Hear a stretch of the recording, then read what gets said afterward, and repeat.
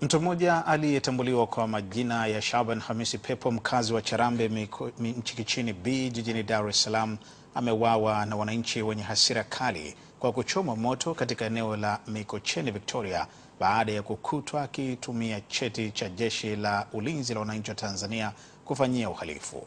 Mwandishi wetu Sam Mahela ana taarifa zaidi.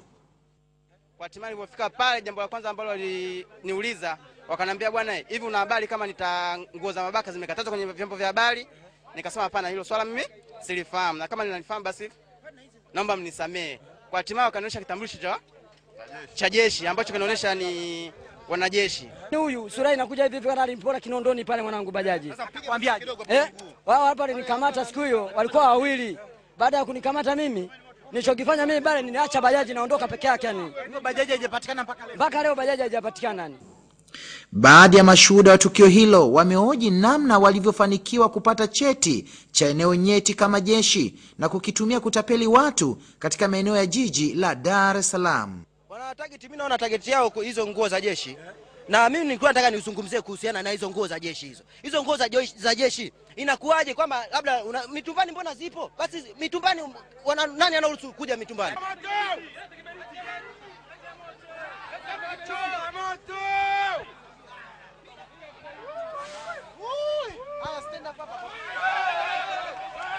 Baadhi ya wasamaria wema wamelalamikia jeshi la polisi kwa kushindwa kufika katika eneo la tukio licha ya kupewa taarifa za mhalifu huyo, ambapo kutokana na malalamiko hayo ITV ilimtafuta kamanda wa mkoa wa Kinondoni Charles Kenyela. Mbali na kukemea tabia za wananchi kujichukulia sheria mkononi, amejibu tuhuma hizo. Si tatizo tu kwamba polisi vituo vidogo, tuna polisi mpaka Oysterbay kama kilomita 2.5, lakini mpaka sasa hivi hawajafika. Asubuhi leo nilikuwa kwenye kazi maalum pamoja na marapisi wenzangu wa mkoa wa Temeke pamoja na Ilala. Tulikuwa kwenye kutembelea magereza.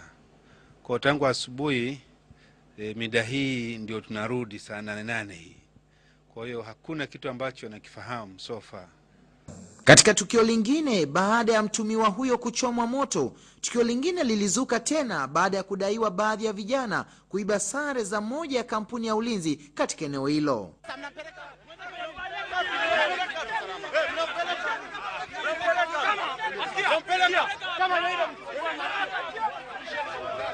Ni mhalifu ambaye anaonekana kuchomwa moto na wananchi wenye hasira kali. Mhalifu ambaye ni miongoni mwa wahalifu ambao wanatumia cheti cha Jeshi la Ulinzi la Wananchi Tanzania kuweza kuaibia watu katika maeneo mbalimbali hapa jijini Dar es Salaam. Kutoka eneo hili la Mikocheni jijini Dar es Salaam, Sam Mahela, ITV.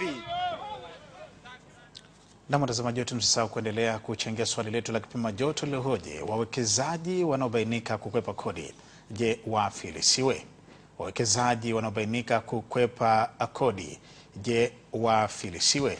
Ili kushiriki kipima joto, andika neno joto kisha N kama jibu lako ni ndio, au H kama jibu lako ni hapana, na S kama jibu lako ni sijui, kisha tuma kwenda kwenye nambari 15550. Naam, watazamaji wetu, mara baada ya taarifa hii ya habari tutakuletea hotuba ya Mheshimiwa Rais wa Jamhuri ya Muungano wa Tanzania Dr. Jakaya Mrisho Kikwete, ambayo huwa anaitoa kila mwisho wa mwezi. Na kutokana na hotuba hiyo, hatutakuwa na tamthilia ya The Great Queen Siondek. Na huo ndio mwisho wa taarifa hii ya habari kutoka hapa ITV. Kwa taarifa nyingine ya habari usikose kujiunga nasi tena hapo kesho saa 12 kamili asubuhi. Kwa niaba wote walioshiriki kuiandaa na kuletea habari hii, nasema asanteni sana kwa kuwa nasi na alamsik.